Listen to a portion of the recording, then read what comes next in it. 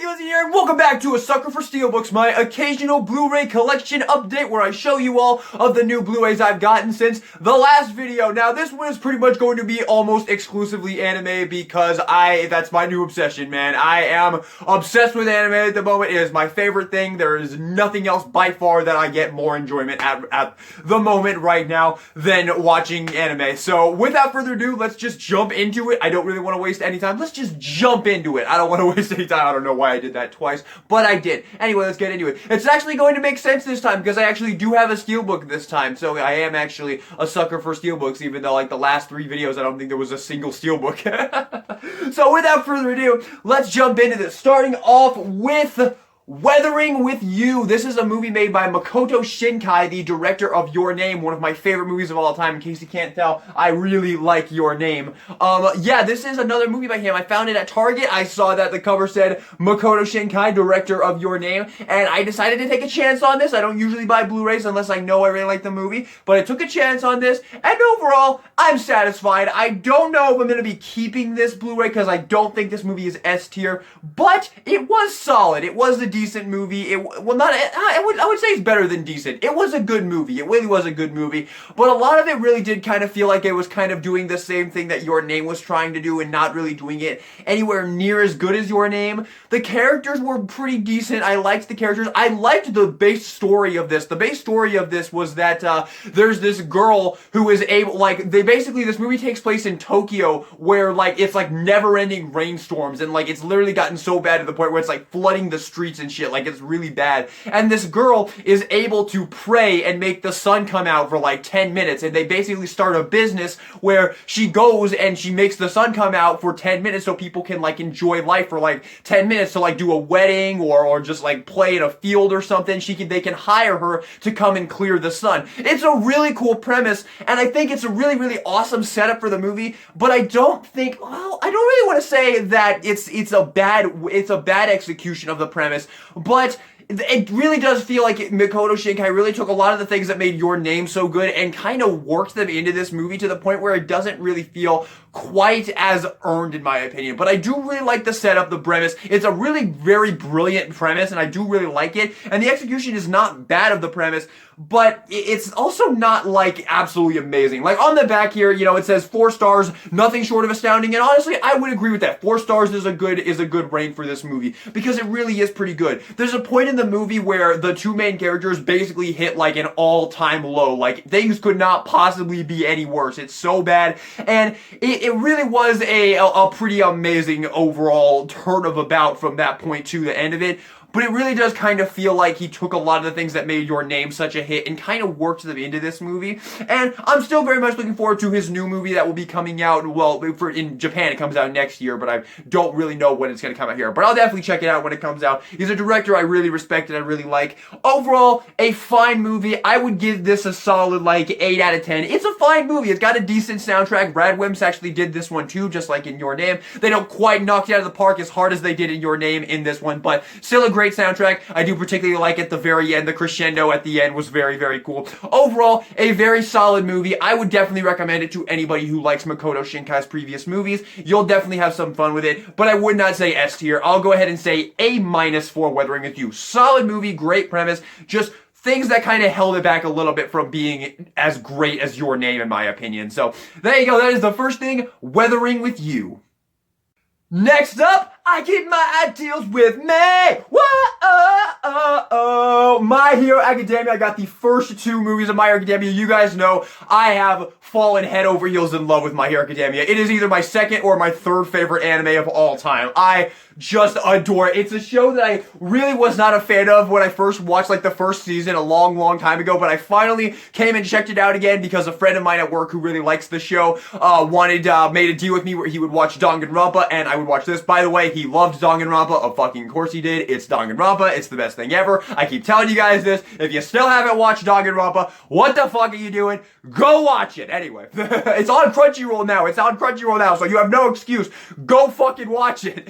Anyway, anyway, yes, I got the first 2 movies. I found these at Target because I was like completely obsessed with My Hero Academia. I found these at Target. I was like, oh, I haven't seen that, getting that. Oh, I haven't seen that one either, grab that. And I'm just waiting for the 3rd one to come out at this point. But yeah, we're gonna start with 2 Heroes because it's the first one. Then we'll talk about Heroes Rising. And spoiler alert, Heroes Rising is my favorite of the 2. But we'll start with 2 Heroes, which was very, very good. I very much enjoyed it. This takes place after, I think, season 2 or 3, maybe? No, I think it takes place after season 2. I think it takes place after season 2, before the events of season 3. It was really good. I really, really liked it. I don't think it quite has as big of a drawing point as the other movie that I'm going to talk about in just a minute here, but it was still really, really good. It had a lot of great moments. I really liked a lot of the character interactions in this movie. Basically, you have this kind of both of these actually take place on a remote island, which is kind of weird. They're non-canon, so you don't really need to have watched them, but they help if you watch them because they do actually work into the story, but they're not technically canon. Like, nothing happens in these movies that really changes the outcome of what happens in the show, basically, is what I'm saying. But they're still very entertaining, and I highly recommend any My Hero Academia fan to definitely check these out. But this one takes place on a little remote community island, and basically they kind of meet with All Might's previous like sidekick before Night Eye, and they have like a party, and then a lot of shit kind of goes down, and then a villain comes in, a pretty big villain who definitely poses quite a threat in the end, but it was really, really cool. And I think the best thing about this movie that I really enjoyed the most about it was the character interactions between Class 1A overall. They're just a lot of fun watching them kind of bounce back and forth. Like, there's something like Bakugo doesn't want to go to the party, and Kirishima like drags him there, and as always, it's really fucking great because Bakugo is so great. Really fun, enjoyable movie, but honestly, aside from that, not really much to go over here. There is a really nice thing about how there is a really nice setup here, because one thing that My Hero Academia has always been criticized for is that the main characters don't get a lot to do because the pro heroes always kind of taken over for them, which is technically true. Not all the time, but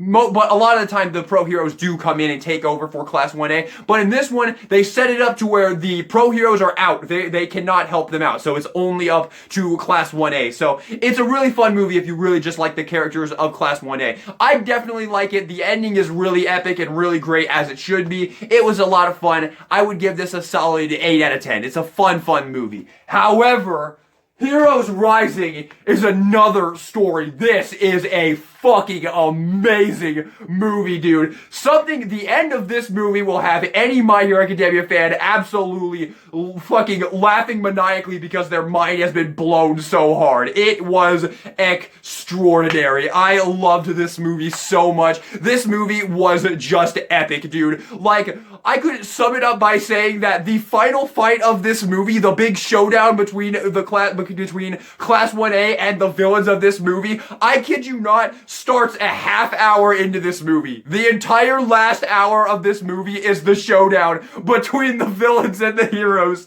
It was fucking amazing. I have watched this movie 3 times. It is an absolute blast. This is actually probably one of my favorite entries in the entire franchise. It is just so unbelievably fun. And just like in 2 Heroes, they set it up into a way where Class 1A is on their own. There's no pro heroes. They only show up at the very end, and they don't help at all. They don't help them take down the villains or whatever. That's not a spoiler. Obviously, these aren't canon, so you know that they're gonna take down the villains. But man, like, holy shit, when you see how Deku manages to beat the villains in this movie, dude, oh my god, dude, it was a moment that, honestly, it was a moment that gives the best moments in My Hero Academia a run for its money. Like, ending of Season 3, Part 1, ending of Season 5, Part 2, Deku versus Overhaul, all those amazing moments. The end of this one gives those kind of a run for their money because they are fucking epic. All those other ones are epic as well, man. That's how great My Hero Academia is. You got literally like 5 moments that will go down in like battle anime history. But this one is just fucking awesome, dude. And just like in 2 Heroes, there's so many great interactions between Class 1A. You get a really great beginning as well with the League of Villains, which is really, really great. Obviously, love seeing the League of Villains, some of my favorite characters in the entire show. Yeah, just a lot of fun. I can't put it into words, man. It's just a blast. This is honestly one of the most fun shonen movies I have ever seen. I loved it, man. I saw Jujutsu Kaisen 0 shortly after watching this movie for the first time, and man, that was fucking nothing. The fact that people are talking about Jujutsu Kaisen Zero all the time, and I barely ever hear anybody talk about this movie. Whatever. Jujutsu Kaisen Zero was very disappointing in my opinion. Well, I don't know about very disappointing, but it was disappointing. I didn't think it was that good, so I'll just say that. But yeah, Heroes Rising, fucking incredible movie. If you love My Hero Academia, go watch this right now. You will not be disappointed. You will have an absolute blast watching this over and over and over again. It was a blast. 10 out of 10 S tier for Heroes Rising. Oh baby, it's time for the big one. My pick of the month by an absolute landslide. That time I got reincarnated as a slime, or Tensora. This is currently one of my favorite animes of all time. I watched this show after watching Rising of the Shield Hero, which was a show that I really enjoyed. Unfortunately, Rising of the Shield Hero suffers from a big issue that has very much affected my opinion of it, where after episode 21, it is very unremarkable, unfortunately. I'll talk about that more at some point later on in the future, the next time I get a chance to talk about Rising of the Shield Hero. Who knows, maybe after season 2 wraps up, I will talk about it, but I haven't really enjoyed anything after episode 21, so I'll just say that. But Tensora came in after that, and the first time I watched this show, I absolutely loved it, but after I finished it, I literally could not stop thinking about it. I had the openings playing in my head on repeat. I had the characters, I couldn't stop thinking about them. I couldn't stop looking at figures of all the characters, to the point where I watched it again, and I loved it even more, and now this show is either my second or my third favorite anime of all time. Like I said with My Hero Academia, these two shows are basically battling it out for my second place spot. I really can't tell you which one I love more. I think they are both just absolutely extraordinary, because both of them kind of have like the same kind of elements here. You basically have this group of characters who basically just feel like a family, and you're just watching them enjoy it's like slice of life, man. Slice of life anime are by far my favorite kind of animes to watch, because I just find them so entertaining. I love growing with characters and watching those characters interact and grow as characters, and honestly, I can't think of a show that does that better than Tensora. This show, you watch this character, Rimuru, who I've made 2 reviews on now, 2-figure reviews of on now, who is currently one of my favorite anime characters of all time. And you watch this guy basically become like a god. You watch him build a country and a kingdom. You watch him build it from absolutely nothing. He goes from a tiny little insignificant village in the forest to this massive country, and you watch it all happen. And you watch him gain his followers, and you watch him bring them in and convert them, because like his followers come in, like a good chunk of his followers come in, and at first they aren't interested in him. A lot of them come there to actually defeat him and overthrow them, but once they see how powerful he is and how good of a leader that he is, they join him, and they pledge their undying loyalty to him. And you understand why. You're not like, man, why on earth are they just changing their mind on a whim? No, you understand 100% why they are converted, and you're sitting there on your TV like, man, I fucking would follow this guy too, man. I would take a bullet for this dude. He is such an amazing leader, dude. It really is an absolutely extraordinary experience, man. Watching this show is one of the most enjoyable experiences I've ever had as an anime fan. I can't sing its praises high enough, man. It is such an absolute blast from beginning to end. It is so wholesome and so wonderful and just so enjoyable. I can't put it into words. It's just amazing. I love the dub. I think the dub is done absolutely phenomenally. Rimuru's voice in the dub is a little bit annoying, but he kind of sounds like that in the sub as well, so can't really say too much about that. And honestly, it grows on you very fast because you love the character so much that you don't really mind that his voice is maybe just a little bit unpleasant, because honestly, you're just having way too much fun with the character to give 2 shits about it. And he is, like, the writing in the show is so fun as well. Like, he talks like an absolute boomer. Like, Rimuru says shit like Dungeon Rings and thebomb.com. It's the funniest shit in the world, dude. He's like, OP as fuck, bro. He doesn't say that. He goes like, it's like OP is, I don't know, he says OP, he says bruh, he says shit like that, man. He talks like an absolute fucking boomer. I love it. I love Rimuru so much. Talking about the release I got here, this is the Season 1 Steelbook, and it is glorious. Oh my god. Oh my god. I love this steelbook so much. This actually might be one of my absolute favorites. Look at this gorgeous, glossy steelbook. You can see the shine right there on Rimuru right there. You have reincarnated slime. On the back, you have another awesome picture of Rimuru right there. And then we can open it up and we have the entire season 1. This is both parts of season 1, which is very cool. We have the first couple episodes right here. The next couple that actually clicks in place. Very high quality steelbook here. This actually, like, you can actually hear this actually clicks in place, and that is really, really awesome, man. I wish more steelbooks did that. And then you have the other 2 discs right there. So you get all 25 episodes. I don't know if you get the OVAs in this. Probably, I would assume you get the OVAs in this. I hope you do, because I loved the OVAs. I thought they were a ton of fun. Mainly because this show is kind of at its best when you're just watching, like, these slice of life moments where Rimuru is just ruling over the country. And that's basically what the OVAs were. They were just a lot of fun to watch. So, yeah, I really do hope the OVAs are included at this. And I do want to show real quick that if you take the back disc out, we do have the one and only, the lovely Shizu right there, which is really, really, really great to see. I love that they included Shizu in this, because basically you just have, like, this steelbook is literally like you just have Rimuru, and then you open it up and you have 4 Rimurus on disc, and then you have a Rimuru back there. It's really nice that they gave Shizu that little bit at the end there. I really love that. I cannot say enough great, amazing things about Tensora and this steelbook. This is by far my pick of the month, man. It is an amazing steelbook. I love it to death. And yeah, I got nothing more. S+, one of my favorite shows of all time. Alright, I'm sure everybody wants me to stop talking about Tensora now and move on. Well, too bad, because I got season 2 too, bitches! Season 2 part 1 anyway. Well, I'll talk about season 2 part 2 once that Blu-ray comes out. Yeah, I got season 2 part 1 as well.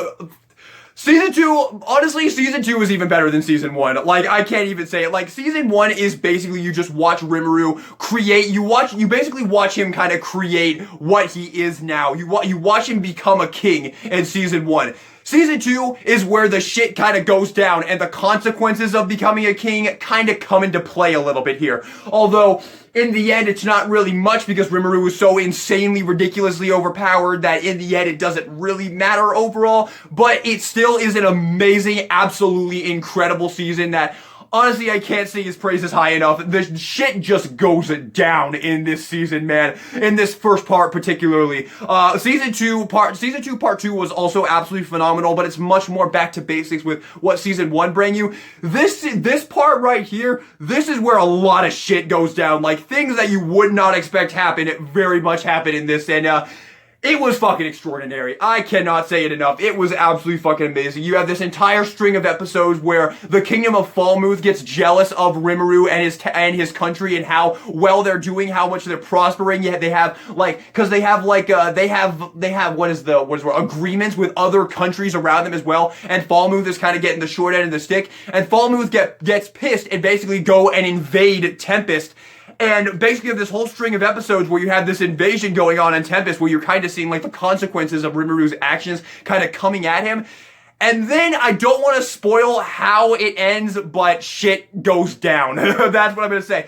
Honestly, it kind of takes like a Rising of the Shield Hero kind of approach this season in particular, this part of the season in particular. It kind of takes like a Rising of the Shield Hero approach. You kind of have like a bit of a betrayal going on here, although not really a betrayal, more of just like a you'll get what I'm getting at when you watch it. But it's fucking amazing. Like, I can't sing his praises high enough. I love the opening as well. I love all 4 openings. My favorite is the season 2 part 2 one. That one's fucking, oh my god, dude, Like Flames is just god tier. Wow, that opening is, holy shit.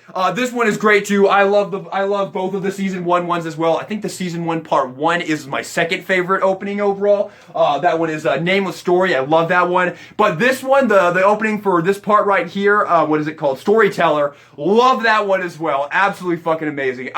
I really can't say enough amazing things about Tensora. I really can't. I'm in love with this show. I'm obsessed with this show. If you haven't watched it, I envy you. I wish I could go back in time and rewatch this show for the first time again because it's such a blast of an experience. So, yeah, but I'll go over the Blu-ray real quick. It's a beautiful Blu-ray, man. I love this. You have the slipcover right here. We have Rimuru right there. We have the ogres right there. I love all of the characters in this show. I don't even think I need to say it. Shion is probably my second favorite character, but I don't know. I really love Malim. theme, and I really love Romulus as well. I mean, Rimuru is 100% my favorite, like, no questions asked. Rimuru is far and beyond my favorite character in this show, but I love all of the characters, man. All of them. They are so, so great. On the back, it has a bunch of cool thing right there. You have Rimuru right there, and it says, what does it say?